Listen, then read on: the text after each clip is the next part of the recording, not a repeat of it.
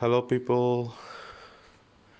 It's my day one at quarantine,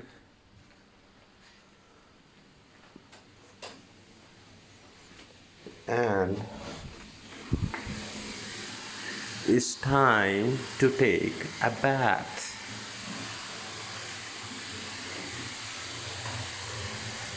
Where?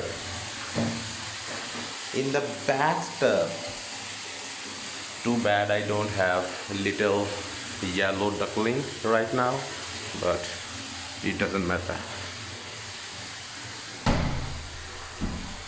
And they have gave me a really nice room. Let me show you. This will be my room for next 14 days. Yeah.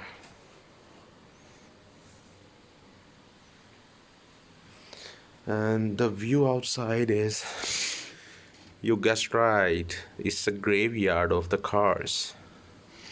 Yeah. So I'm gonna chill here for 14 days, nothing to do. Just reading some books, watching TV, and that's it. Quarantine cannot be more fun, right?